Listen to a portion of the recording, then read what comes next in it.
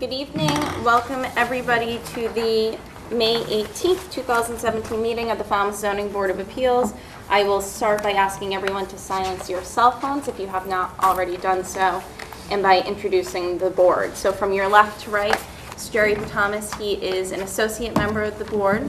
Next in line is Ken Foreman. He's vice chairman of the board. TJ Hurry is the clerk of the board. I'm Kimberly Beelan. I'm the chair of the board. Next in line is Ed Van Kuren. He's a regular voting member, followed by Paul Murphy, who's a regular voting member, and Robert Dugan, who's an associate member. Sri Budrow is our zoning administrator, and Andrade Geishacker is our recording secretary. The Zoning Board of Appeals is charged with applying the zoning bylaws for the town and considering requests for special permits, variances, and appeals as provided in the bylaws, which have been approved by town meeting and the Attorney General's Office for the Commonwealth. Decisions are made through the public hearing process. Our goal is to hear testimony from the applicants and the public and allow full and fair discussion of the project prior to rendering a decision. Tonight we only have one continuation or public hearing. It's number 11716.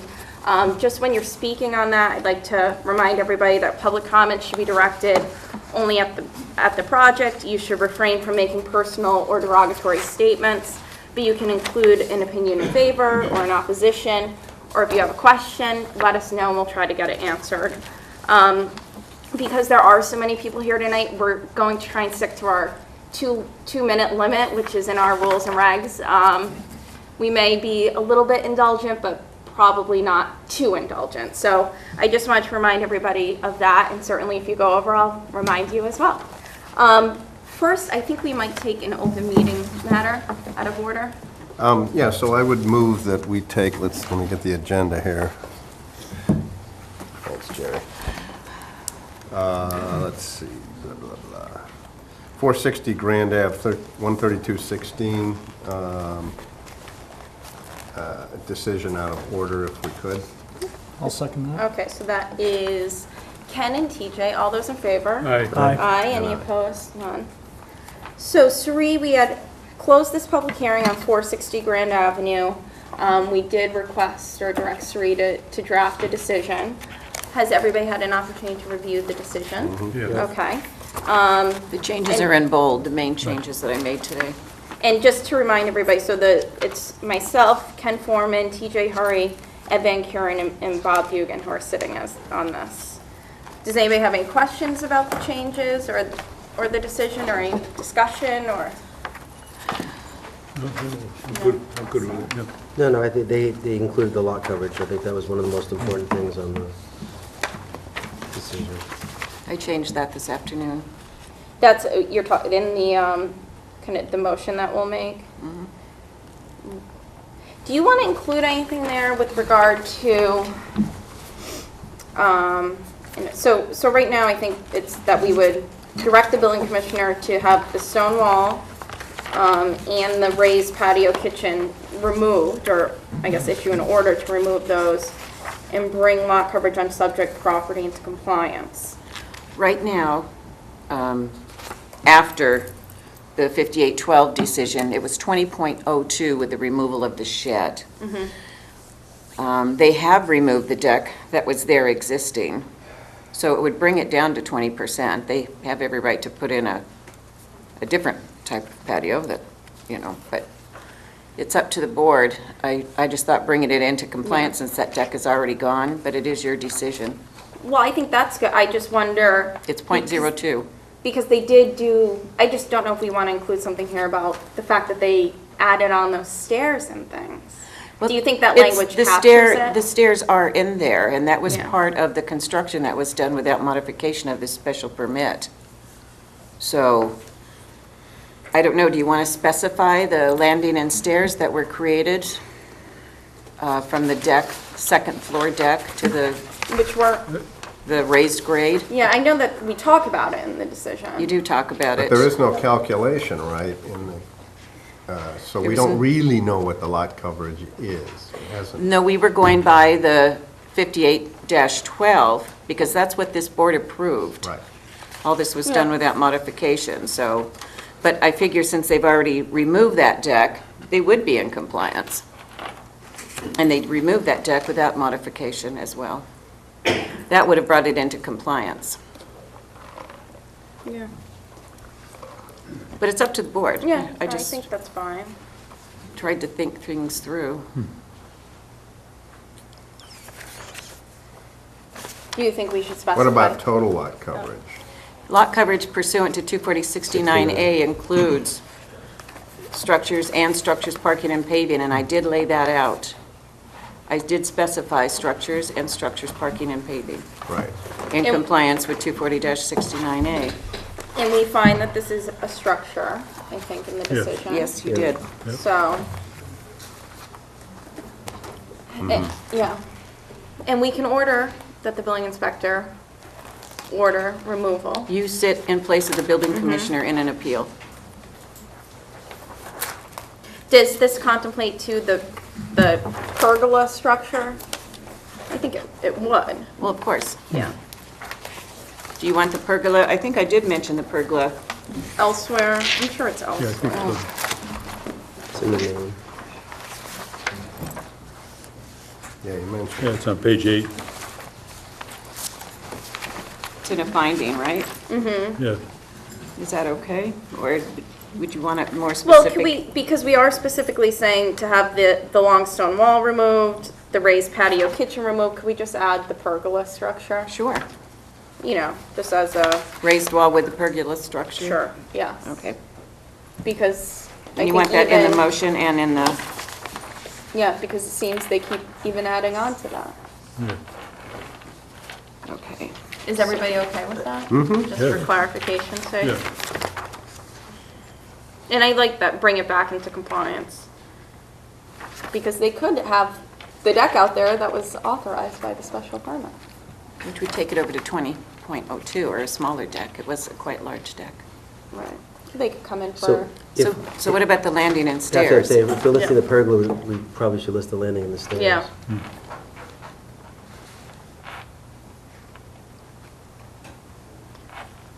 I mean, I can see, and that's, I guess this is where this stuff gets kind of mucky. I can see coming in or having them come in to modify that special permit to allow the landing and stairs if we had a chance to review it and look at it. But I think it's kind of. Well, the I think we building need department clear had no lines. plans showing that whatsoever. right. Mr. Hudson did submit it at the hearing, but we researched the building department's file. There was nothing in it. Yeah, so nothing was ever authorized. And nothing that showed the raised grades and stuff. Right. So I'll add that to the now therefore, and, excuse me, I apologize. I will match that up in the motion, just the paragraph above now therefore, okay? Great. And change it on the first page. Anything else? Any other concerns or? I think it's good. Well, I think it's covered under lot coverage, but there's also additional work on the front side of the building. Lot coverage covers So it, that will because cover all that's, that, and that's as not far as- percolable, so- No, and as far as anything that might be intruding into the road layout, that's something that the town would, then at that point, have to look at. Because it appears that the additional work they're doing on the front side of the structure is now intruding into the road layout on the side. that is not something the board discussed.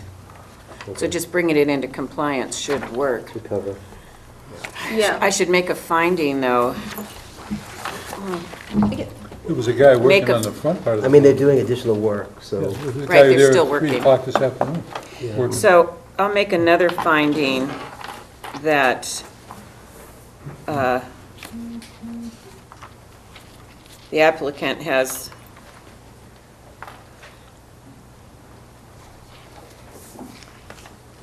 Continue to modify. the applicant continues to pave front area that appears to be it appears to be impervious. Yeah, and Is that was that- discussed during the public hearing. I remember That was. Attorney Lebhart talking about how Right. that front area was not pervious. So should we be asking for a stop work order? They don't have, they consider that landscaping, so there's no building permit for that. Nobody from the building department has taken in the consideration of lot coverage.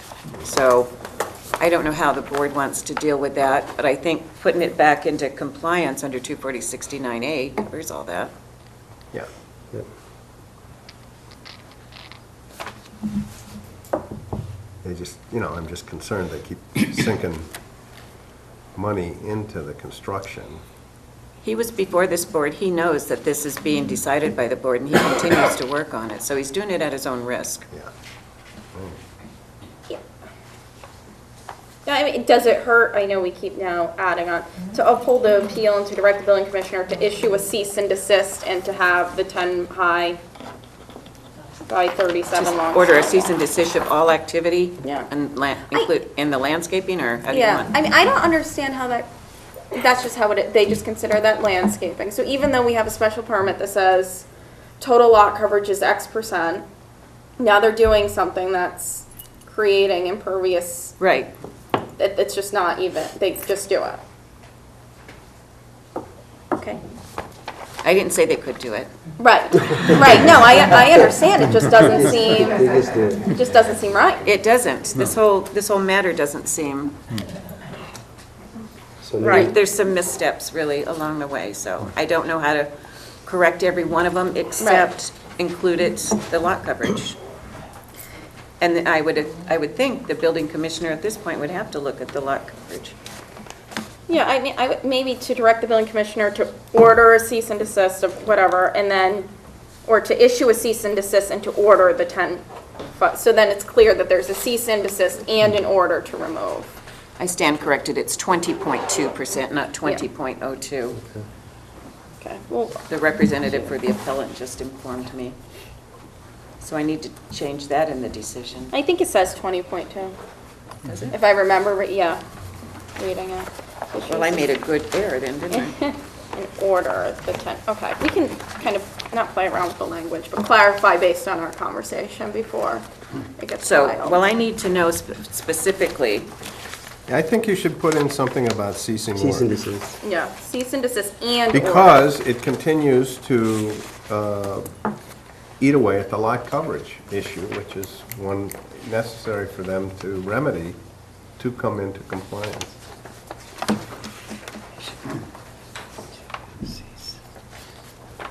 cease and desist all activity on site, Yeah.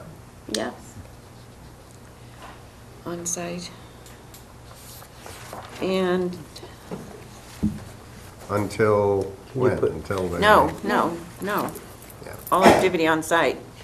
And Order. remove, in order to remove Yeah.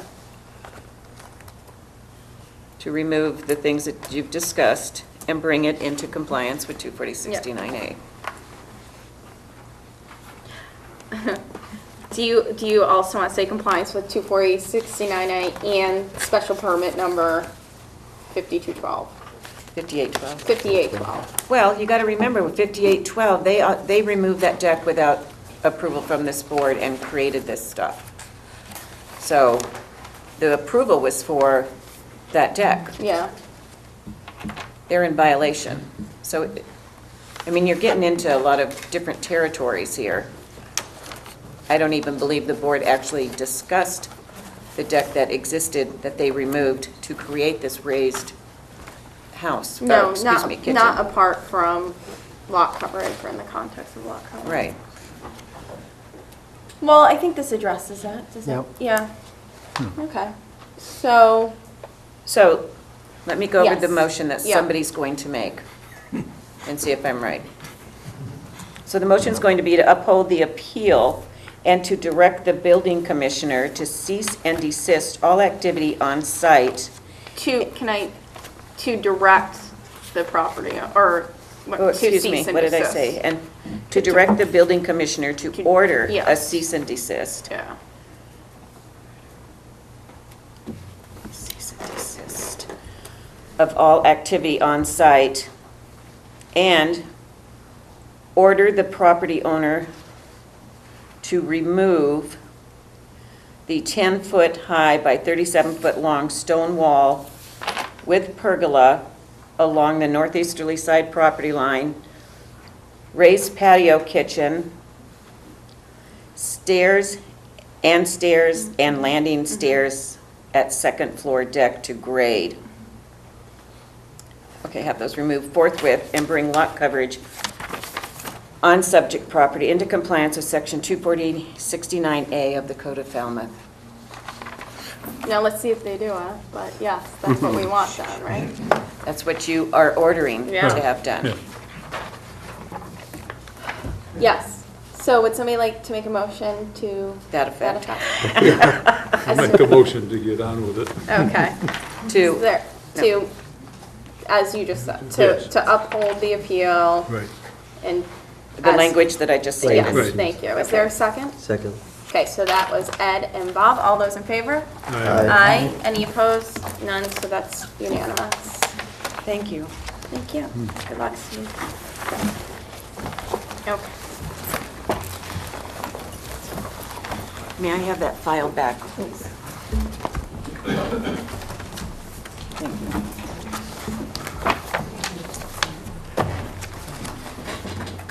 All right, so the next application on the list is number 11716, Falmouth Hospitality, 556 Main Street. Yes. Madam Chair, you need to move back into the public, make a Oh. vote to move back into the public hearings, please. Can somebody make that? I'll make a motion to move back into the public hearing. Second. Okay, so that's TJ and Ed. All those in favor? Aye. Thank you. And so then it is application 11716. Is anyone recording this? No? Okay.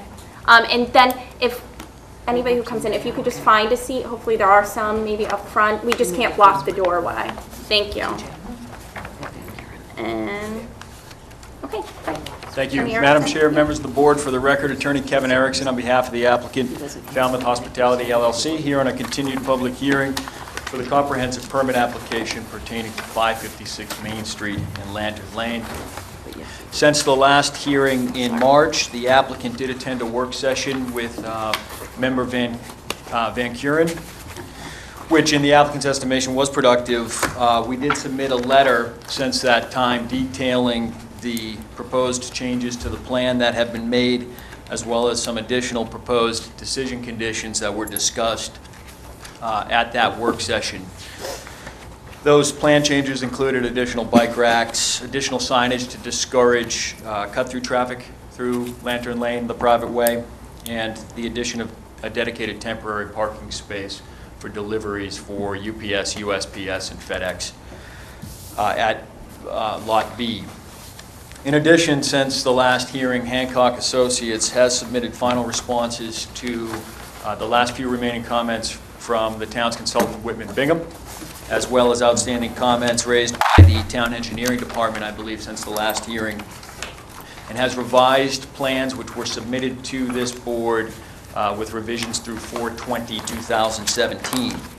With these recent submissions, the applicant believes that they've closed the loop on the engineering review pertaining to site design, stormwater management, drainage, sewer water utilities, parking and access, and general engineering comments raised by the town's engineering department as well as Whitman Bingham. Traffic review, you'll recall at the last hearing, the applicant's expert representative from Vanessa & Associates did present the findings of their complete traffic impact assessment.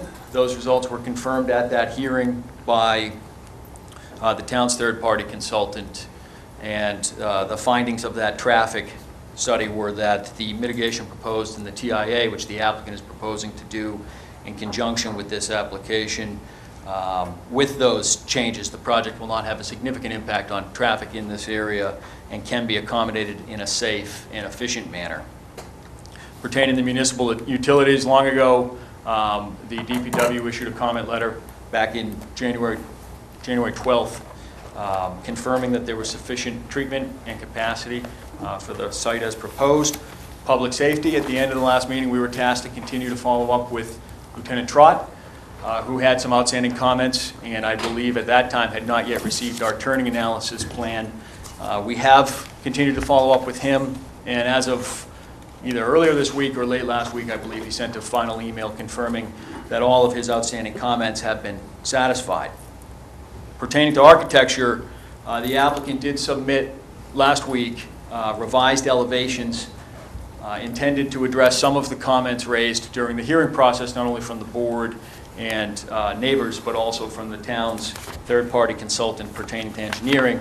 These design changes were focused primarily on the two fronts facing Main Street and the northern elevation of Building 1 facing Lantern Lane. Those include variation in the color pattern, additional trim, additional features such as corner and bay projections on those three faces that I mentioned, and added variation to the roof line. We personally believe it's a superior elevation, and you know, it is, again, intended to meet some of the comments that were raised during the process. So where we stand, we started this process a long time ago with the site approval application, which was issued, I believe, in April of last year. We filed this application sometime in November of 2016 with the first hearing opening and continued without testimony on December 8th, 2016. We're now nearly 180 days into our review. We believe that in addition to the experts that have represented the applicant who have submitted significant data testing and information concerning this application, but also based on the peer review to date, particularly from a technical standpoint, that engineering and traffic have been fully satisfied. What you're seeing here is an elevation that represents, in our opinion, significant improvement from an aesthetic standpoint from where we were at the beginning of this process, and is something that the applicant is willing to construct.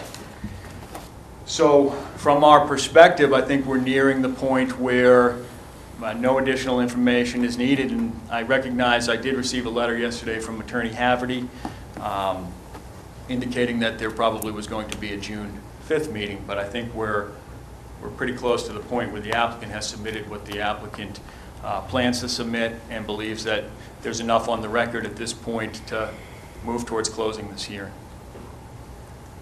Okay, let me see if anybody has any questions for you. Sure. Jerry. Ken. So there is one issue that I don't know if it was brought up at the discussion session, but when we were talking with our traffic consultant, we mentioned, and she agreed, that in front of Building 1 across the parking area, that the sidewalk should extend across along the street. Because right now it jogs in, so if you're walking along the roadway, you need to go in towards the building, run along the building, go back out. And so there is a small landscaped island shown, but this would be an addition that you would run. I guess it's a question for you. Would you consider adding that sidewalk in and then perhaps some additional landscaping on either side of the sidewalk so that the pedestrians had good buffer from traffic flow? Can you, I'm sorry, I can't visualize Right, the so- location that you're speaking of. I don't know if I could approach real quick just to see Yeah. on your plan. So here's Building 1, it's parking area. Right now, if you're going along the road, you got to come in here on the sidewalk and go there. What I'm saying is a crosswalk, sidewalk with some additional landscape buffer on either side, crosswalk, so that you can continue straight. Crosswalk, sidewalk, crosswalk. Right. Let me look into it, and I'll have an answer to you as soon as possible. Okay.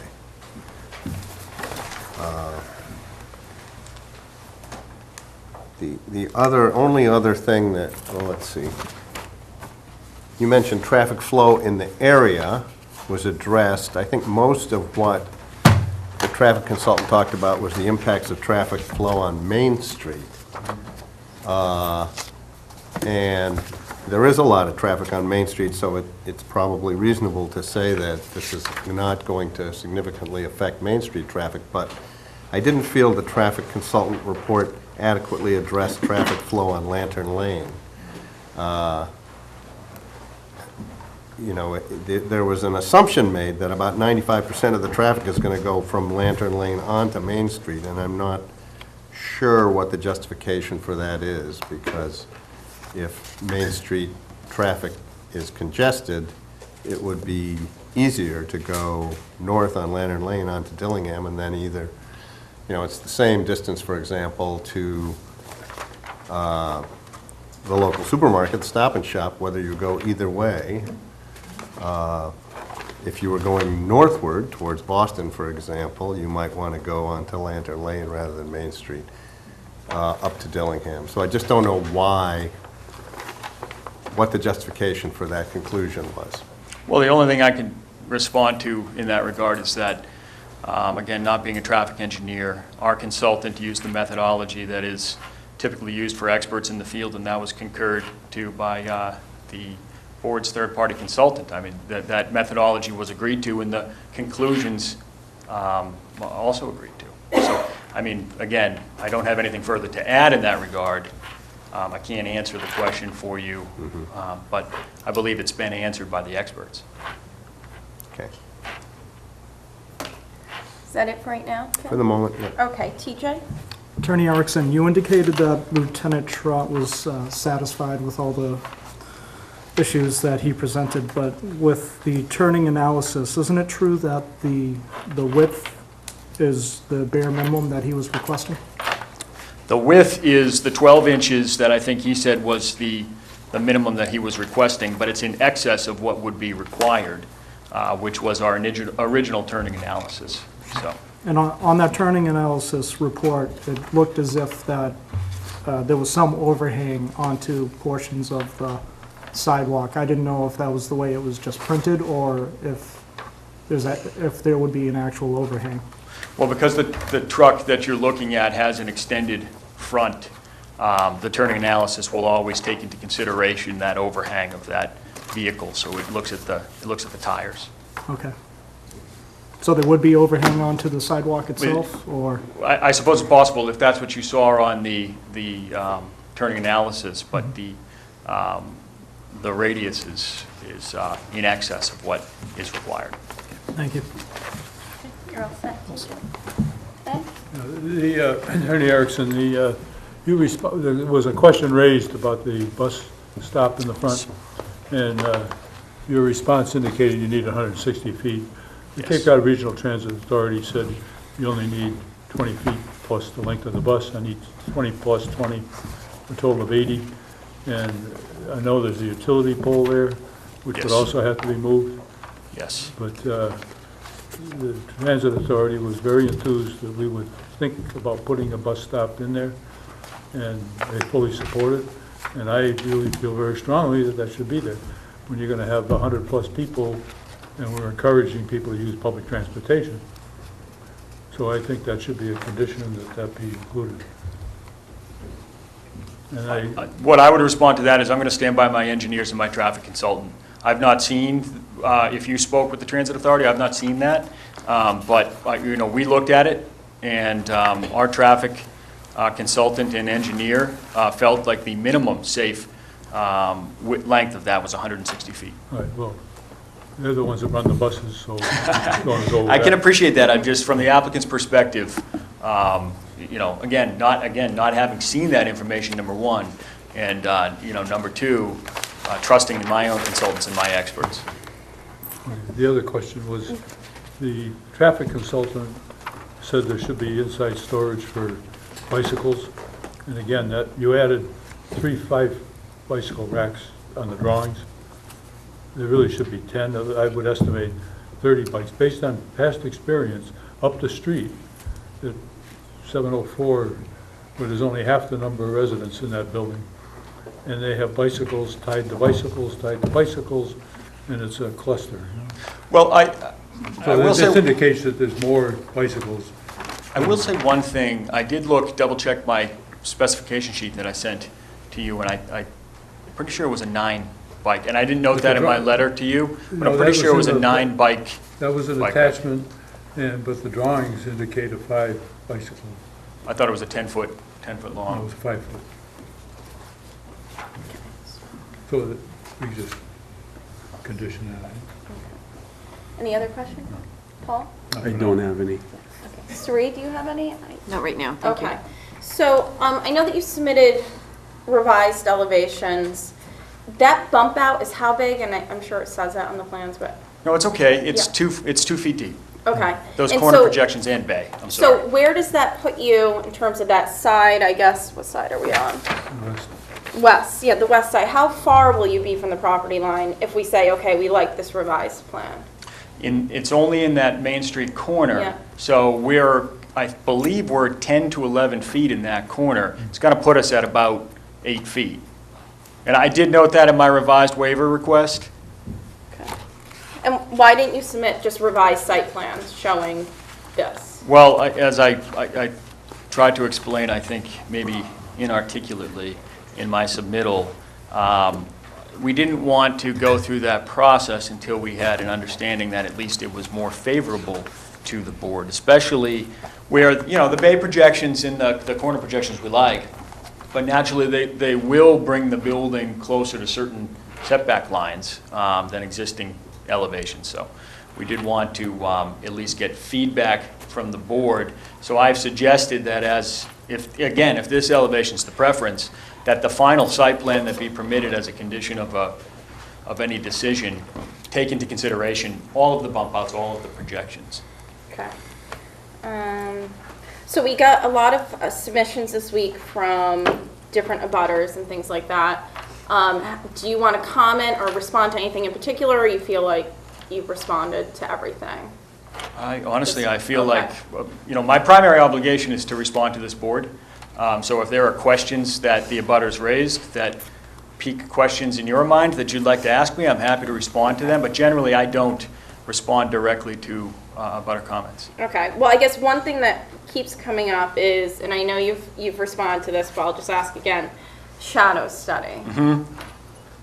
Again, with respect to the board and the board's request, and Mr. Haverty's, Attorney Haverty's opinion, I just have a different opinion as to the scope of 76056 and what this board is entitled to ask for. We have provided information along this process that I would say exceeded that scope. We did that voluntarily during the process, lighting plans, detailed some construction details that I think would be beyond the scope. But in this instance, again, I won't go through all of the reasons again. I've submitted it in writing a couple of times and at a previous hearing. But I recognize the board's request, and as I said at the work session, we're not submitting that at our own peril, right? We're taking a position that we believe it's in excess, and we don't think it goes to the consistency of local needs, by the way. But we're doing that at our own peril.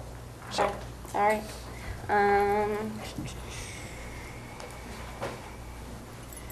So just, this is something else that was raised in the public comments, and I think it thought pretty comprehensively. So,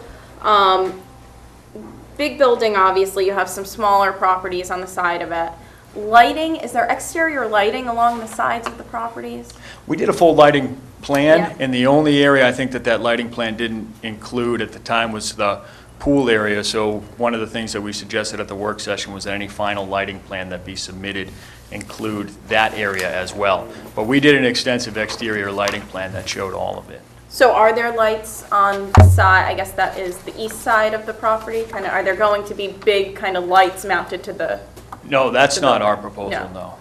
no. In terms of landscaping also along that side, I saw that there's shrubs, I guess, just proposed. How big are those supposed to get? Will those provide any screening, I guess? On which? Along the along easterly, eastern, western side? the eastern side is my concern at the moment. I think we're showing, don't we have the plant details on the landscape? Yeah, I plan? do. So it says, it says shrubs, 18 to 24 inch. Right. Is there that's not going to block anything. They're not screening plants. No, I would say that they're not screening No. plants. Could you propose something that would act more as screening plants along that side? Because these buildings are quite large. The lights are going to be on in them. I can see how that would interfere with a next door neighbor. So, the adjacent property on the west is a mixed-use commercial condominium, but I think the actual residences sit further back on the site. We just didn't, we don't believe that it's going to be a negative visual impact. Okay. All right, so you won't propose anything? If we condition it with screening plants of a certain height and mass, but you're not going to? If the board does that, Yeah. then, yeah, that's the board's Okay, wish. all right. Okay. Let's see. I just have some stuff written down. Madam Chair? Yes, While you're on lighting, yes. what lights are proposed in the interior of the garage, and are they going to shine out since it's completely open? No, and that's why we did the spillage plan, so there won't be any spillover onto adjacent properties. That's intentional in our lighting design.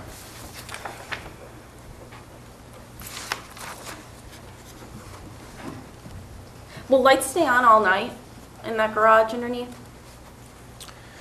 Because, I don't know, I mean, honestly, there may be some low-level lights that do security-type lighting Yeah. or something Have to along be those for safety. lines, but. right, yeah, you would think. But again, there is, the way that our lighting is designed, it's designed to have zero spillover effect.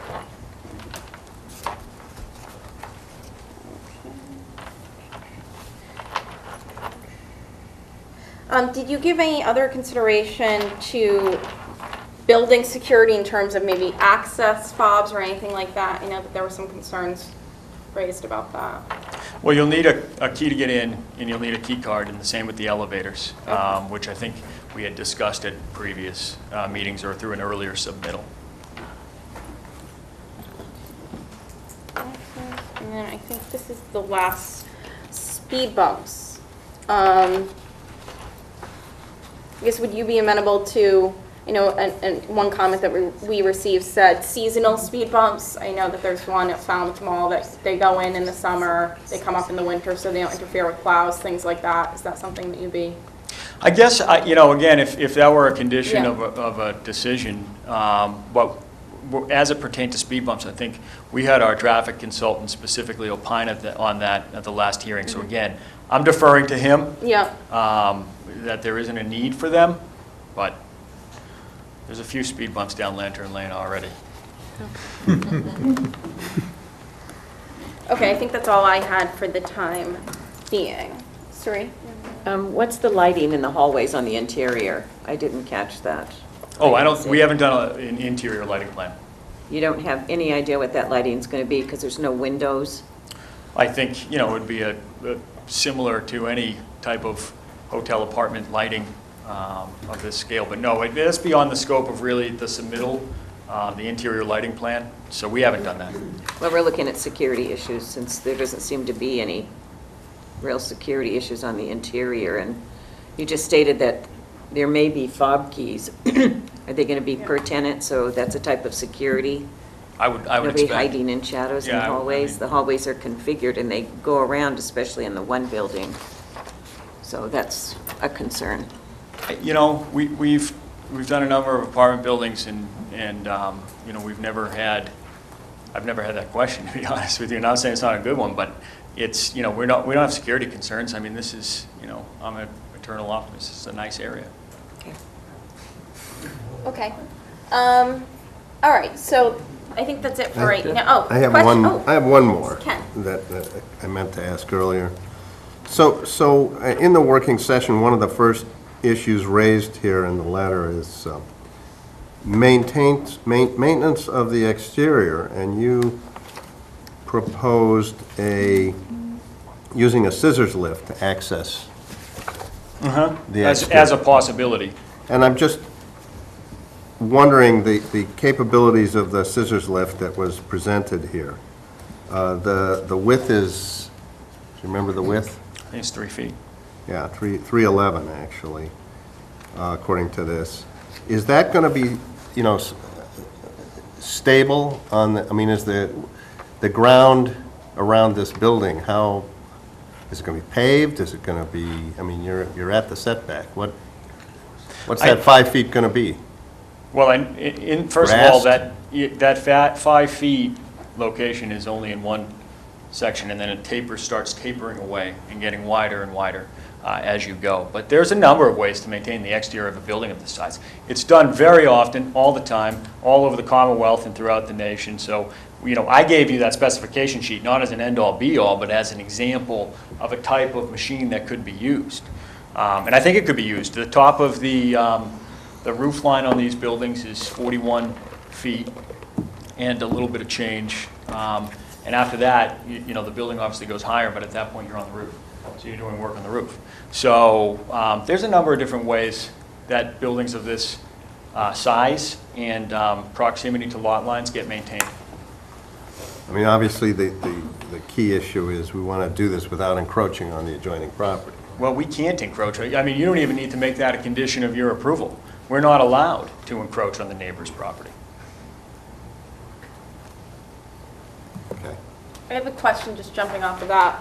So maintenance, I think, brings up a good point, and I know we've asked questions about it in the past, but is there an on-site maintenance person that you would think? 24 hours? No, but. No, not 24 hours, but will you have somebody regularly? I would imagine the maintain? management company would have local maintenance for landscaping, for, repairs, general repairs. Is there space proposed on-site where things will be stored for maintenance?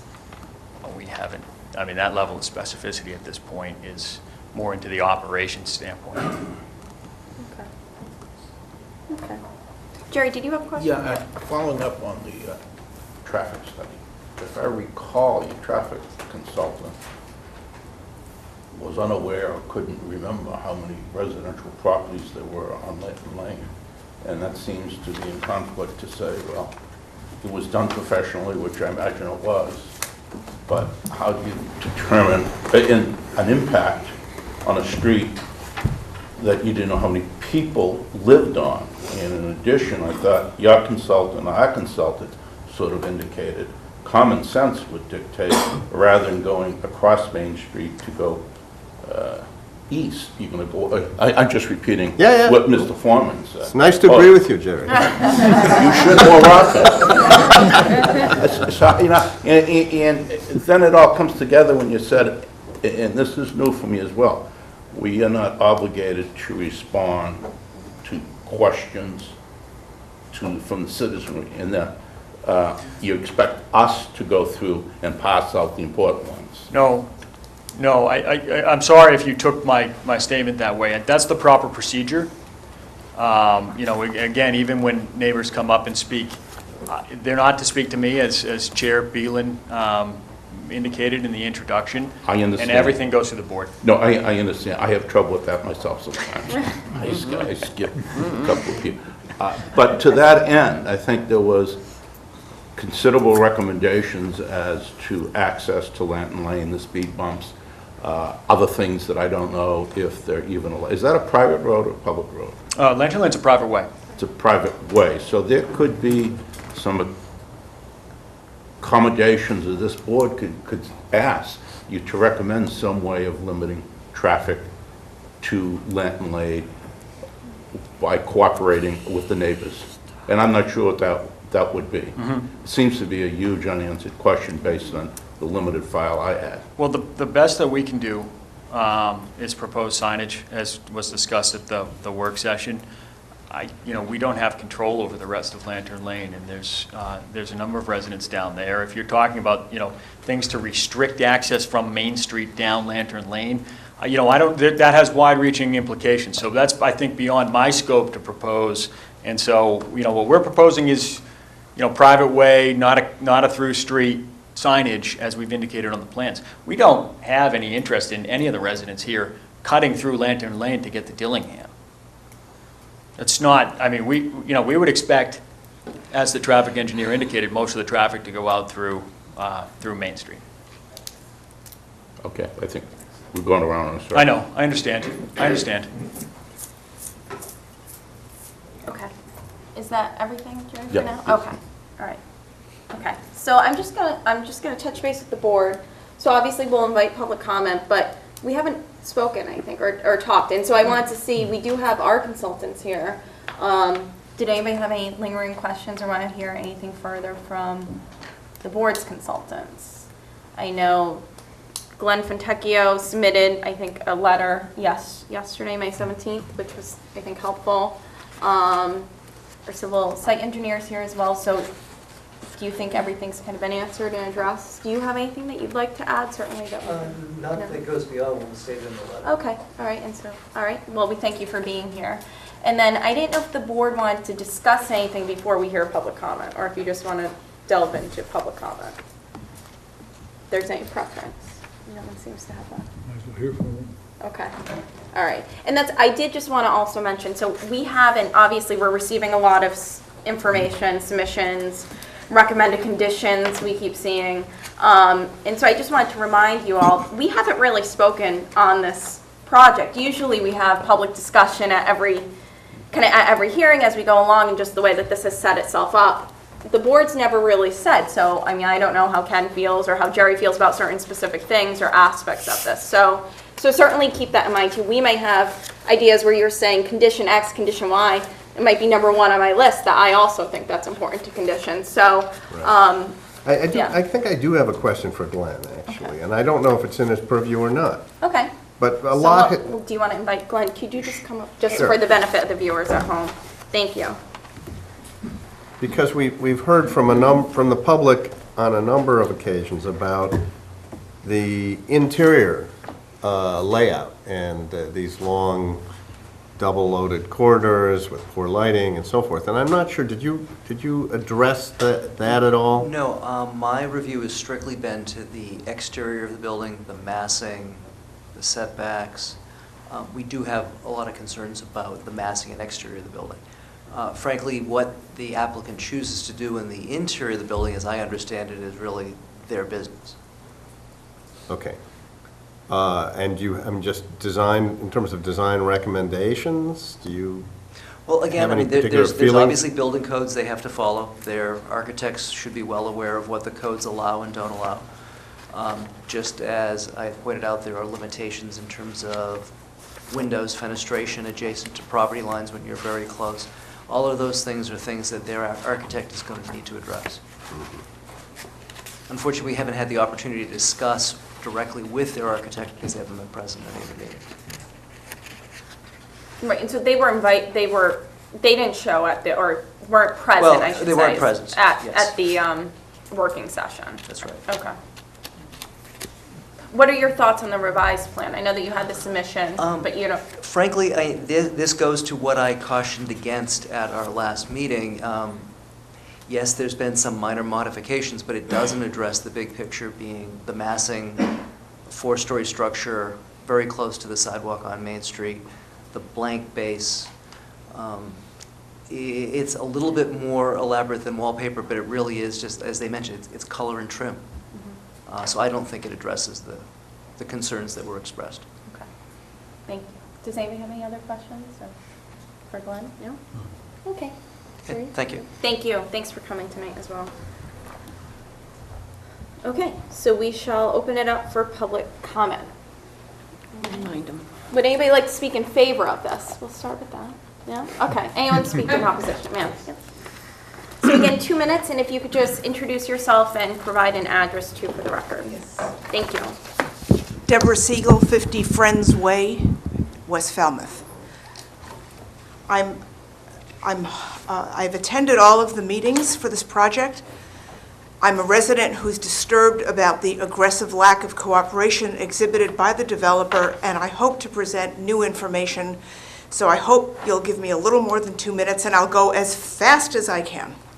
40B developments have a checkered history in Massachusetts. As part of a commitment. I'm just going to interrupt briefly. So everything should be directed to the specific project, not necessarily 40B in Massachusetts, not necessarily affordable housing in Massachusetts or in Falmouth. It should be this site, this project, and nothing, I guess, derogatory about the developer either. That's certainly without the scope. Right. But, Right. okay, thank you. This is going to lead into that. As part of a commitment to ensuring that 40B affordable housing developments adhere to high standards of site and building design that enhance the quality of life for residents in the communities in which they reside, Mass Housing and other related state agencies developed the handbook and approach to Chapter 40B design reviews. The unstated expectation that I read into this effort is that developers will work with the town and neighbors to create a project that will meet the goals of providing affordable housing while remaining sensitive to the design and context of the building and the effect it will have on current residents, town planning goals, etc. In fact, Mass Housing's preliminary approval letter of April 19, 2016 to Falmouth Hospitality LLC concurs.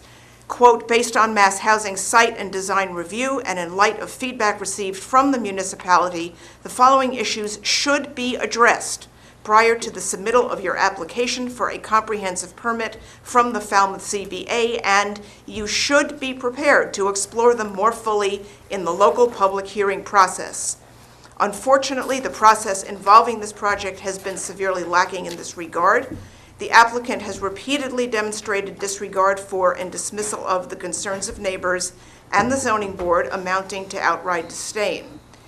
This began shortly after the application was submitted, when Mr. Walker was quoted in the February 2016 Falmouth Enterprise as saying, "We're going to pursue any and all avenues we have to develop that site without interference." I'm going to be handing out to you, when I'm finished, a table with 2 columns showing what Mass Housing requested and how the applicant has responded. They asked for preliminary approval letters, specific things that they wanted the applicant to work with the municipality about, and then I have down here how the applicant responded, and in all cases, the applicant had repeatedly refused to make changes. They refused to bring their architect to the session, and 3 minutes. there are a number of other examples that I would love to read out here for the public record, but I'm obviously not going to have time. No, but submission, you submit, and that's part of the public Right, record. I And we- understand that. Yeah, and we read That's- all of that I as know, well. that's why I'm going to hand it out to you Thank when you. I'm done. And We're at so 3.5 I just wanted to minutes. mention that those concerns are here from Mass Housing, and that there are other non-cooperative actions like lack of consultation with the neighbors. Mass Housing is clearly motivated to develop a positive public perception of 40B. Ms. Siegel, I don't want to interrupt you, developments. but we have a room full of people. I know. I need to I- adhere to the 2 I minutes. know, because but I'm it's trying, what's- I What's know. there for 4 everyone minutes. else. I as do, well. I do understand, and I Yeah. sympathize, and So it's a tough position to be I in here. I understand. don't want to, I understand. you know. I Are understand. there any just bullet points that you could say, okay, this issue, this issue? Yes, there are. Okay, very quickly. Okay, very quickly. They have repeatedly and steadfastly refused to provide a shadow study, as you heard again tonight, despite the obvious potential shading impact on neighbors from such a large building close to the lot lines. And the applicant has not responded to the municipality's request to demonstrate why the mixed-use approach, already successful in this area of Main Street, is not feasible in this instance, and/or why the number of affordable units cannot be enhanced. I'm not going to go further into details because there just isn't enough time. I hope that the process, however the process goes from this point, when it comes to Mass Housing's final approval of the project, they take all of this information into consideration, because if they approve it, it reflects on 40B and affordable housing going forward in this state, let alone this community. I heard Attorney Erickson reference 1 or 2 of the concerns that are in this table, so it's possible that they may have already been addressed since the last meeting. And I apologize for Thank going you. over the 2 No, minutes. it's just that we need I to do, keep it for I everyone. understand, I understand. If I give you 10 minutes, then the next person wants 10 I know. minutes, and. I know, I'm a town meeting member, I Yeah, get it. Yeah. Thank you. And like we read through everything that's submitted and it is part of the record. If you could just give it to Yeah, the clerk. Deb. You can give it to the Thank you. clerk. Yes. Thank you. Sure. Thank you. Cerie's been getting, everything. Thank you. Thank you. Thank you. I appreciate it. Anyone else to speak? If not, we could have given her all night. I mean, I guess, sorry. Just kidding. Deborah. Did you- yeah. Elise. Someone come up. Yeah, so, Come on, oh, 2 minutes. all right. PowerPoint go along with Uh, it. Sure. 2-minute PowerPoint? Yes. Yes, But the clock is not started. Well, what if you get it set up while, and this gentleman can speak? Yeah, 'cause it's gotta warm what up, he wants to Michael. say. Thank you. And your name? Matthew Gould, number 5, Lantern Lane, direct abutter. So, to the members of the board and the zoning board of administrators, I want to thank you for your service to the town. I know this is a very difficult job that you guys perform every week and take so much time and energy to give us. So, thank you. I was present at the work session on April 12th, and I'd like to read some of my observations into the record, as well as a few comments. Whereas the minutes of that session accurately reflect the content of the meeting, I find that they cannot quite reflect the tenor. What I witnessed was an uncooperative and sometimes belligerent, in my opinion.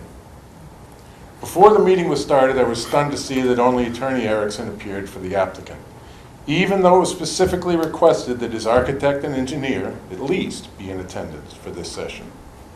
This greatly upset Mr. Fontecchio, and while we were informed by Mr. Erickson he was perfectly able to handle any questions or issues that might come up in that regard. The meeting started, and staking the project, the corners of the building and such, was agreed to happen within 10 days. I've since observed that that was partially completed. Not all of the requested markings were done. A geotechnical study of the site was brought up. All we've heard about the geotechnical study is that the applicant's engineer says it's fine. There's no actual data that I know of to back up this claim.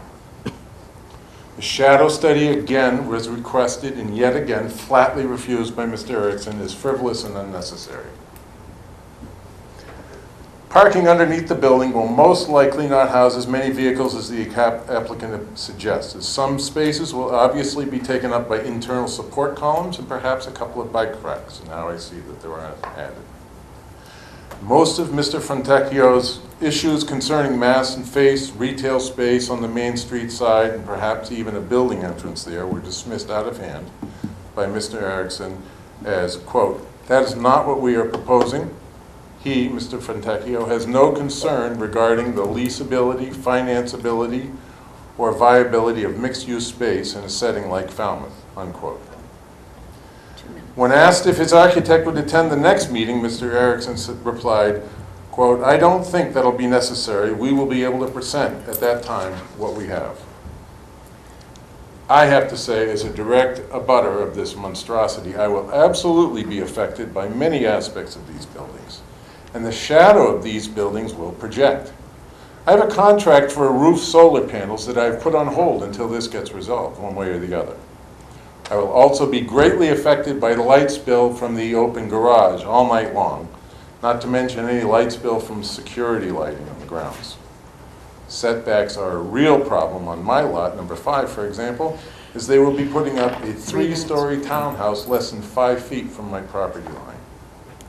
Townhouses have not yet even been addressed in any of these proceedings, and I believe they will need variances at least for multifamily dwellings in a residential zone. In a letter from Mr. Lieutenant Trott of the Falmouth Fire Department dated May 1 of this year, he said posting no parking signs posted on both sides of Lantern Lane would be acceptable as a form of traffic control to allow fire apparatus access.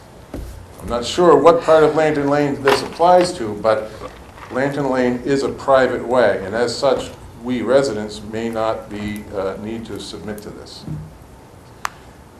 I have also several other safety concerns. With the open garage, there's a huge opportunity for transient people to enter this area to get out of the weather, etc., posing a real security risk environment.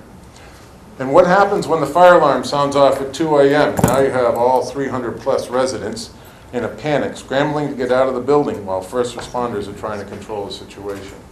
Where can the residents go to be safe and out of the way during the call? There is no management plan or representative to ask these questions of. On Mr. another Gould, note, if I could just ask. I'm just winding it up. Great, I'll thank be you. done in 15 Thank seconds. you. On another matter, the appeal for the abandonment of Lander Lane was just heard by the Massachusetts Appeals Court last week. We are awaiting the decision on this. If we win this appeal, then the applicant will need to come back to the board for further setback variances, as Lantern Lane would then return to be a subdivision road.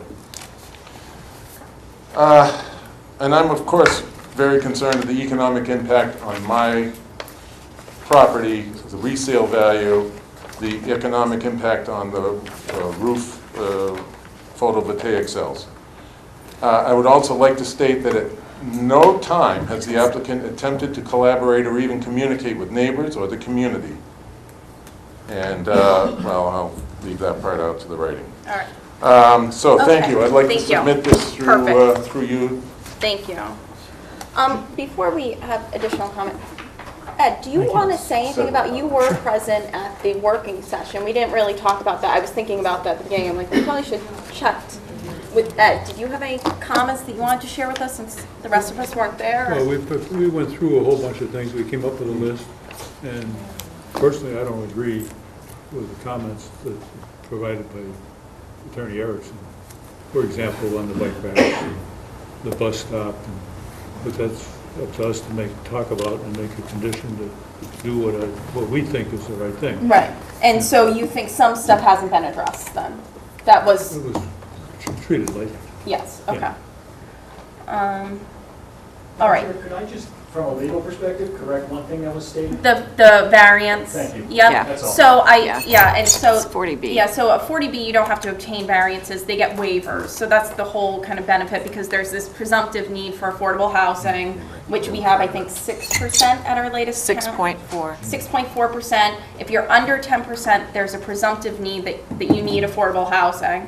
And so that's why we're the only permitting board. They don't have to go before Conservation Commission or Planning Board. It all comes before the Zoning Board of Appeals. It's to streamline the permitting process. Unless So they trip state. as part of that permitting process, they request waivers rather than variances, which means they don't have to meet the requirement under 40A Section 10, I believe, for variances, which is soil conditions, topography, things like that. So that's their waivers versus variances, and we'll just clarify If that. approved for by the record. board. Yes.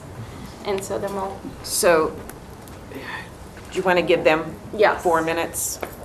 As we keep going over, sure. Exactly, but this Yes. this should be the last one. And Yes. it's new information Yes, is what's yes, supposed to be yes, yeah. submitted. We assume that everyone has kind of some of the same concerns, which we certainly have heard, so. Let's Is it turn not off working, that. Michael? Yep. Okay.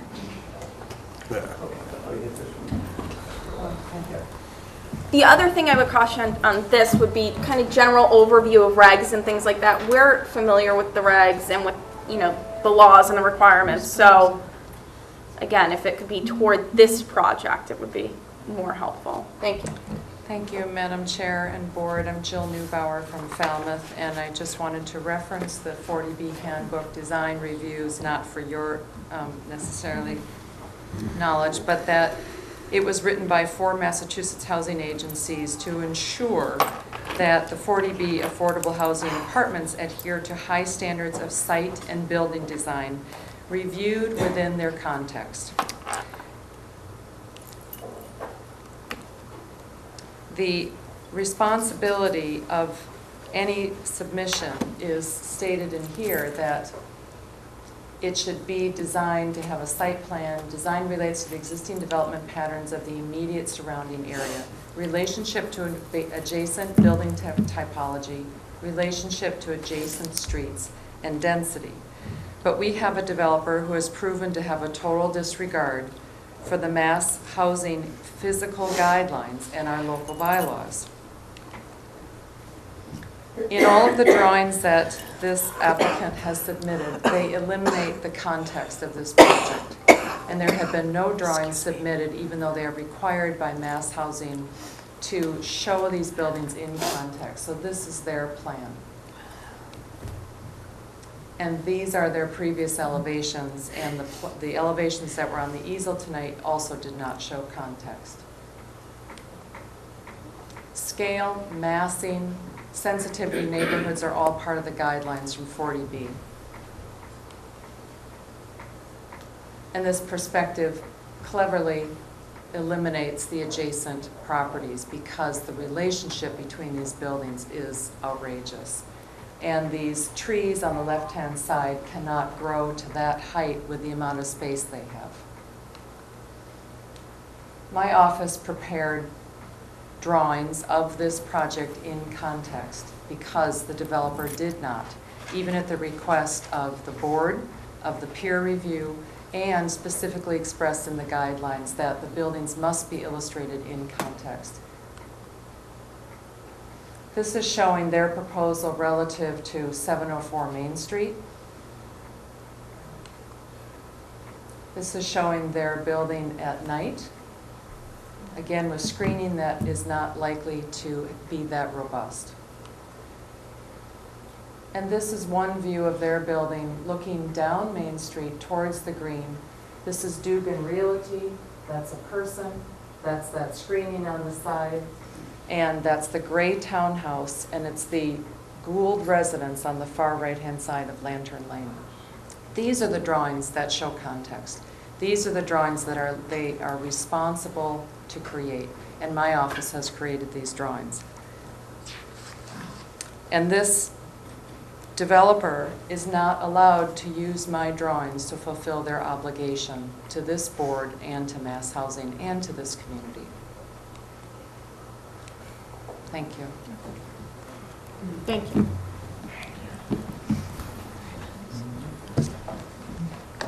Good evening, Michael Galasso, 200 Palmer Ave. First, I want to thank Jill, because Jill and her office put in a tremendous amount of time in putting together not only this presentation, but looking at this project. So my background is an affordable housing developer. I've been doing it for over 30 years. I own, operate, develop, finance, and manage affordable housing. So got quite a bit of experience. And my major concern is really going to be the future residents of this project and some of the design issues that are going to affect that. I've talked previously about health issues. Based on the current design, most of the project units do not have adequate natural light or fresh air. The windows are just too small.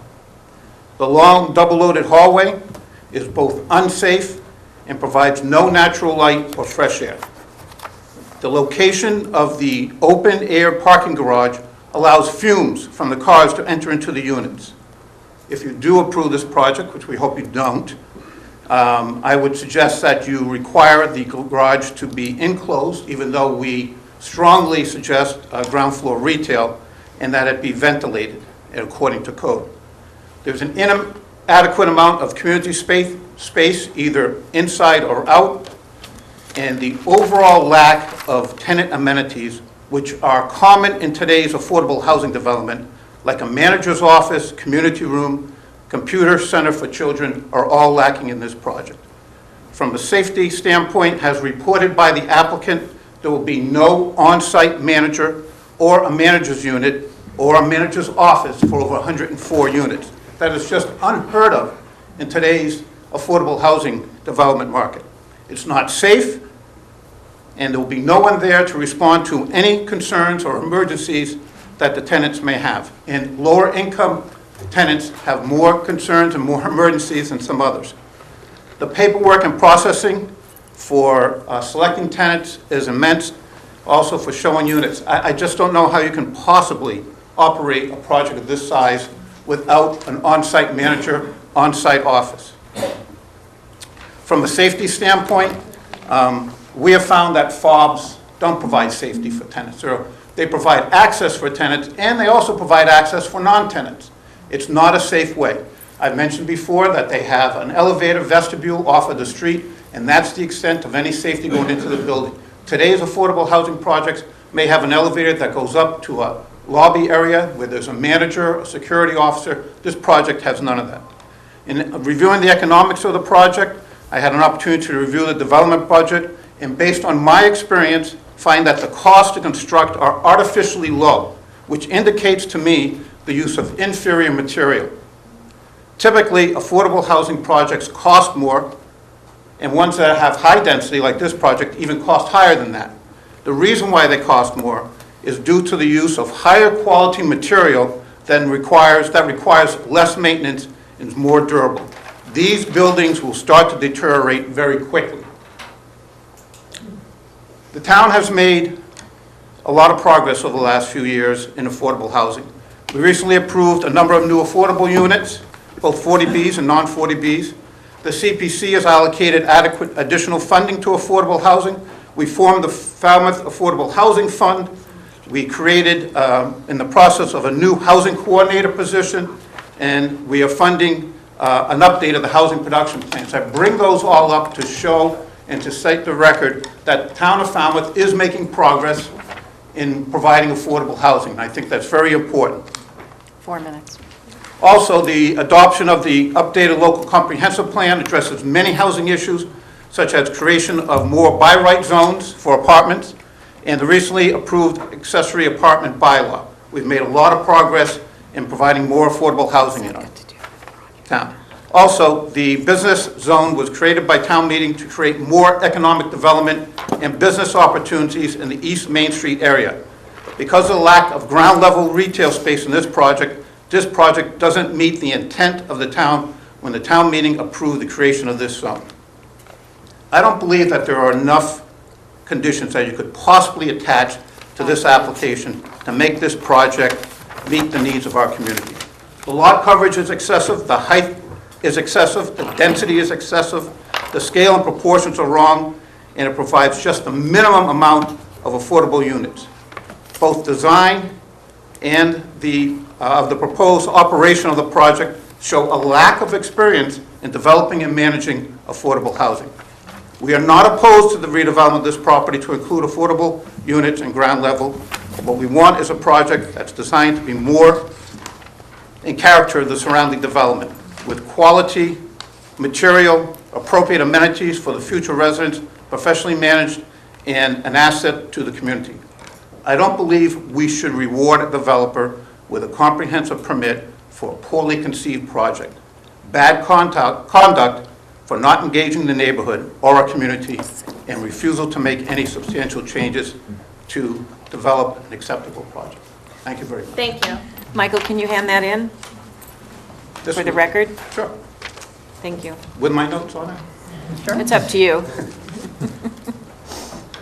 Thank you for Thank giving you. us the time. Thank you. How many minutes you want to give? I mean, we should Robert, try Two quick Yeah, two. You want to take this down or leave it up? No, actually, if you can leave that up for a second, because if anyone can look at this... Bob, you want to introduce yourself, please? Robert Dugan, in with a butter at 596 Main Street. The depiction that's shown on the screen, if anyone can look at that and tell me how our building here will not be negatively impacted by a shadow, is ridiculous. That building, the new revised plan showed it 54 feet high and 125 feet long. That shadow will move around the entire area, encompassing not only our property, but the Main Street and the properties beyond. I did submit a letter to the board. It has most of my other issues in it. I would like to make comment that I would request that a 21E environmental assessment be done on the site. I know Mr. Fay is here this evening. He knows the issues that I've had with the site in the past. I have photo documentation going back to 2005 of the activity that's gone on the site, used as a dumping site, contractor's yard. We've had dieback of vegetation. It hasn't been addressed before. This is a leased land situation, and I would like that addressed. On the plans, it does show that there's a tree at the front of the building. It's a big old town tree, probably 40 feet high. It says on all the plans that it's being preserved. The new plans to preserve that tree would have to go directly through the building. There is no way that tree can exist. The other large trees on that sideline in the back of the property are going to be in the same situation. They're all more than 25 feet high. So I would like to see that if any possibility that the mature trees that currently exist surrounding the site be protected to give some kind of a noise buffering. Applicant has said in the past that he sees no issue with noise buffering because this is a residential project. This project is going to have up to 328 occupants with open-air balconies looking over all the surrounding properties. There is no way this project will not have a noise issue to the surrounding area, and there needs to be some kind of buffering. Regarding the light study, just one more thing. I know they said the lights inside the building will be encompassed on site. My concern is the lights from the vehicles. These are open-air parking lots. They're directing vehicles into them, and those vehicle lights are going to shine on all the surrounding properties. We have residential apartments that abut that side of the building, so they will be affected. And I don't see, again, Michael Galasso said, I know there's so many conditions that are going to have to be put on this site. I don't see how this plan can work in this community. I think what they did is, instead of looking at a site and figuring out a building to fit on the site, they took a building and tried to cram it on the site. You've got 1-foot setbacks. The new revised plan shows overhangs that are going to encroach. That wasn't shown in any other plans. And I know we're very limited on the public meetings, but our problem with the developer has been that we get all this information very last minute. We don't have a lot of time to review it, and we have a very limited time to submit. So when reviewing whatever the final plans show up, but when the meeting closes, please make sure that all the plans are shown to scale, that they have the size, they show the overhangs. Tonight he said it's a 2-foot overhang. I don't have anything shown that's been submitted that shows what the overhang dimension is. And on one building I see a height of 54 6 inches, on one building I see a height of 54 1 inch. So there's just a lot of inconsistencies. Also made note of the market rate absorption for market rate rentals. Most of these samples he's given there are completely flawed. They're not in the Cape Cod area, and I think they need to go. I don't know why they're not doing any comparison to 704 Main Street for market rate units. That is a affordable housing complex that we have in town. As a town meeting member, just in closing, I was on the vote for the Business Redevelopment District, and the intent was we already had the right for commercial use. They wanted to have us add on top of the commercial use a residential aspect. And the loss of commercial use on this site, which borders the only Main Street corridor, far outweighs any need we're going to get back in the housing aspect of the site. So whatever does appear in this site, you need some kind of a mixed-use development to work and to go with the town planning that we have going forward from here. Thank you. Another 4 minutes. Would anyone else like to speak? We will have, okay, well, you just need to stand up and provide your name and address. I'm not a public speaker, so I hope I don't faint. I had no intentions of opposing your name. Just provide your I'm one of the abutters, Marcia Nolan. Thank you. At Pondview Park. I've been a realtor, full-time realtor since 1980. On Lantern Lane, I have sold 1, 2, or 3 times, flipping, a half a dozen, maybe 6, 8 houses since 1980. There's a major problem with groundwater back there. Anytime it rains in the spring, all the basements are wet. I'm not talking wet, I'm talking 2 feet wet. The water comes right up. My question is, what study has been done on groundwater behind the building? Behind Dunkin' Donuts, they have the same problem with all those apartments. What are there? 15 units, I think, behind Dunkin' Donuts. How are you going to have underground parking when the groundwater's right there? They're going to park in the water? It's not underground parking. Well, what is it? It's above grade. It's Above grade, okay. Well, you go down Lantern Lane, and the first house on the right, I know is included in the project. I mean, it's on this plan. I don't know how many people have seen this plan. I think The everybody's most seen the recent plan. Okay. As I said, I wasn't going to oppose it until I saw the ugliest building in the town of Falmouth, and I've been here since 1970, full-time. It's hideous. It's going to loom over. Derogatory.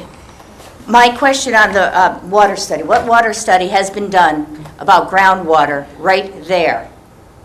All the materials have been submitted to the file. There were studies done. There has been engineering done. Our engineering department's reviewed it. We have a consultant on an engineering firm. They have an engineer. Everybody, that was probably... So groundwater is not a problem, that's what you're saying? That's what I want to know. When you finish asking your question, maybe the board will have their consultant address it. Oh, I think that would be good. That would be good. Because this project is really, really bad. I've never seen anything so bad. 47 years in Falmouth. Thank you. Brian, do you want to address? Oh, sure. Yeah, I thought I was going to get out of it. Good evening, Madam Chair. Peter Remmer, Brian Melisi with Whitman and Bingham Associates. We were hired by the town to perform a stormwater peer review for stormwater and utilities. And to answer the abutter's question, the applicant engineer did do soil testing in the area of the stormwater infiltration areas. The information submitted showed estimated seasonal high water tables that were conducive to what they were doing, conducive to the amount of stormwater that was going to be collected and directed into the ground. And so that information, I can go through it, and like I think I said a couple of meetings ago, I could bore you to tears with some of the drainage, but those studies have been submitted, did review them, and we concur with them. And may I ask a question? Through the board, Yeah, you have to through- get up to through the board, and podium. you'll have to stand again. It's for the benefit of the public at home. And procedure. And procedure. You don't have to speak then, if you don't want to. That's how we conduct our public No, hearings. I understand that. This is the first meeting I've been to, and I hope it's the last. You have spoken to the abutters on Morse Pond Road, and you've spoken to the abutters on Lantern Lane about groundwater. Excuse me. Excuse Directed me. to the board. He is our consultant, and he has not talked to any abutters. He is the consultant for the board. Their engineer may have talked, but if you have a question, direct it to the board, Okay. and Mr. I'm or directing it to Brian the could board. address it. I've been in all those basements. I've seen the water. So that's not a problem. I mean, that's what I'm trying, there's no problem with water, groundwater. I think he just answered your question and You said said that no, there's no problem, okay. that's all I wanted. pursuant to the There's no engineering problem, even though I've studies. seen the water, okay. Whoa! Thank you. I feel like I'm on trial. Yeah, you are not. Thank you for your assistance. Thank you, Brian. Sir?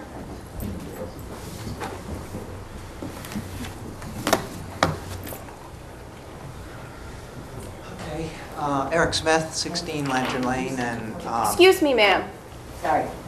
Thank you. Excuse me. and I earlier submitted a letter, and I just wanted to point out a couple of things I hadn't heard in the 3 meetings, but which are in that letter. One is about pedestrians on Lantern Lane. It's an unlit lane without any sidewalks, with a curb and a little hill, and so this additional traffic is a safety concern in my mind, that you're going to have more traffic and people walking down the dark lane. Second concern was the noise from the pool. I see an unsupervised pool as something that, you know, people are going to have a great time at, but perhaps also get themselves in a lot of trouble, and have no one there to keep the noise down. I think we should be looking at some noise buffers around the pool and play areas, as well as the ones that the applicant has said would be around the entire perimeter. The last area was about parking. It had been raised before about the number of visitors that might come and want to visit the nice town of Falmouth, visit those people who are in the 104 apartments, and the applicant is looking for less parking spaces than were calculated, I guess, by the board. And so that really leaves these people with no place to park when they want to come stay the weekend with their friends in the new place. And what do you know, Lantern Lane has plenty of great parking, but when you start parking on Lantern Lane, it becomes a one-lane road, which is yet another safety issue. I don't think it'll just be Lantern Lane either, because I think you could easily see a couple dozen people coming every weekend and starting to look across at Nye Road, maybe even parking down at Gus Canty, although they have signs for no overnight parking down there. We drove by Gus Canty tonight. There was maybe 20 spaces available. So there's just not a lot of extra parking in the area is my concern. And as a result, I think that you should not let the developer have any less spaces than you're calculating. They need every single one for not only who's there, but also these visitors that might be coming. And that's all. Thank you. 2 minutes? Yeah, you were great. A little They over. could all go so You were the smoothly. best, Eric. Anyone else like to speak on this? And we will continue the public hearing. until June 5th, so you will have an opportunity. I suspect that would be the last. There's still time to submit letters? Absolutely, yes. Until the public hearing closes, you can submit. Cherie's been enjoying all of the emails that she's been receiving. Do you, Is there any consolidation of this information so that we can all see it? I mean, we don't see the plans. Yep, We don't it's see all, the plans that have been submitted it's to you. all in the file, so Okay. you can see the files. But is You it can- available electronically so we can? No, it's all available at the zoning board office, which is open when town hall is open. Okay, so it's not really convenient for us to see like it was in the news. That is the editorial. process that we use in this town. It's not electronic. You can see it at any time town hall is open. It is convenient. There's an open space. You can view the files pretty much in private, spread everything out, and everything is there for you to see. from 8:30 to 4. Yes. Any other public comment? Okay, so let's have, Do you want to go over any issues that Yeah, are I have- left well, I that have you want one other Kevin question to? for Yes. Kevin, Okay. really. It's to revisit this question about the lease, the limitations on the leasing. My recollection is you were opposed to a minimum 6-month lease? Yeah, we're opposed to a condition that deals with duration of leases. Why? Well, because I think that it impacts marketability, and I think it's a private matter. So, but again, this is, I mean, I'm just stating for the record that I'm opposed to that condition and the applicant's opposed to that condition. It's the board's purview I to, presume the applicant has put some thought into marketing this. What would be the expectation of tenure of a lease? I would say that generally speaking, residential leases should be a year or more. Well, But- so if that's true, why would you object to a minimum of a 6-month? Because I don't think the condition's necessary, I don't think it's necessarily appropriate. Would the lease rate be constant, depending, regardless of, I know that's not Market always rates are easy. going to be market rate, and the affordables are gonna be set. So if I were to come in June and want to lease this for 3 months, you would charge me a different rate than if I were to come in September and ask you to do the same? I mean, I'm not marketing these apartments at this stage. So it's a hypothetical that is, I think, argumentative. Well, I wouldn't want to be argumentative. No, me neither. So I think we'll just leave it at my position that I'm opposed to such a condition. Okay. Do you have a list of anything that you would like Kevin to respond to before the next meeting? I had a question, yes. and maybe it has to be covered. The 21E, has that been done or will it be done? I thought that was a state No, requirement. it has not been done. Is it a requirement to be done? Banks usually do the requirement of a 21E. So it's not part of an overall environmental The impact board hasn't analysis? discussed that yet, Jerry. Oh, okay. Anyone else have any questions for Kevin to address, or? I mean, I have stuff written down here, but I think questions that we've already asked. Kevin was going to look into something.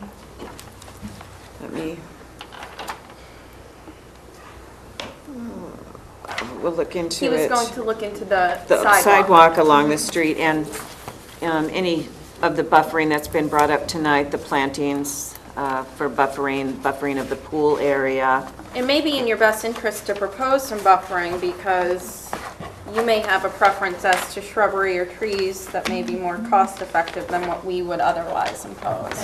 I think 24 inches to 36-inch foot shrubs are Inch. insufficient. So that's my opinion, that's not necessarily the opinion of the board.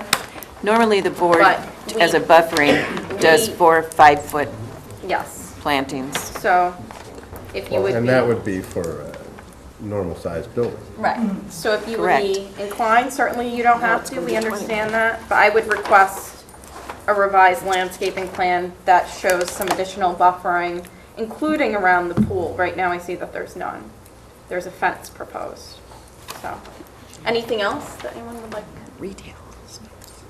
Do you want to take into consideration the retail after conversations, comments? Now, I know that Ken doesn't like argument. I won't get into it. I said take into consideration. No, really, and again, I say this in all seriousness, in deference to the board's perspective and the understanding that the intention of the Business Redevelopment District was to foster and facilitate and encourage mixed use. It's not our project, it's not what we're proposing. So, again, I appreciate the perspective. Okay. So I think that's all we need. Landscaping, buffering, sidewalk. Do we want to have any more discussion tonight, or do you want to wait? Well, one more thing Sure. that was brought up was in closing the garage, does the developer have an objection to that? I haven't spoken to the developer about it. I I mean, mean, it certainly would affect stray light issues, it would enhance, I would think it would enhance security inside the garage. I think we're comfortable with the proposal, but I'll get an answer to you.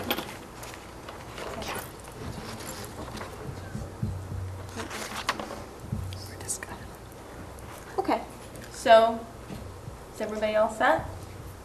Raise our concerns? And we had discussed the June 5th meeting previously as a tentative date, and you were present at that. Yes. So And- June 5th? June 5th. June 5th. And I anticipate probably Paul, that might be the last opportunity for public comment. Unless they want to give us an extension. Right, and then, I do not. I knew that was coming. and then, what else was I going to say? So, and certainly the public, feel free to keep submitting stuff. Yeah, And we do read it. I'm so not we sure if we're forward going to it. have public Yeah. comment at the last hearing, because it's going to be for board discussion. Right. So if they have any comments, they should submit them now. This is the third or fourth hearing we've had, and we've had public comment, Yes. so. Paul Haverty will be at the next meeting. Great. And so it is June 5th, so that's a That's a Monday night. Monday, yeah. And it will be in the Civil Defense Room. which is downstairs here at Town Hall, and that's at 6:30 PM. Right. So is there, Jerry? Just clarification, so June 5th will be for the board to discuss, and any comment should be in writing before June 5th, because the board may No, not I'm take it. suggesting that that is something that may happen because there has been public comment and it's getting, we understand all the concerns. We're going to be limited probably, and there's a lot of discussion that the board needs to make in preparation for a decision because as you just heard, they're not going to extend the hearing process. I don't disagree, but I think maybe the public will want to know if they come here hoping to say The something when they public, can't. yeah, so the public public- hearing's still open. Yeah, the We public will- hearing is open. We will ensure that I'll invite public comment, but To a it certainly 2-minute. doesn't hurt Okay. for people to submit. No, I in the agree, interim. yeah. Yes. It's a lot easier on the board so the board can review it Yes. all in case it brings up any questions. But Yes. at the next hearing, it will be limited Yes. to 2 minutes That's what because the we- board needs time to discuss. Yes. Okay, so is there a motion to continue to June 5th? I'll make a So- motion. Oh, Second. okay, so that is Ed and Ken. All those in favor? Aye. Aye. Any opposed? None. In So the again, Civil that's Defense Room. Civil Defense Room, it's downstairs, it's Monday. Thank you. Thank you. We'll take a 5-minute break. Because We've only got I know.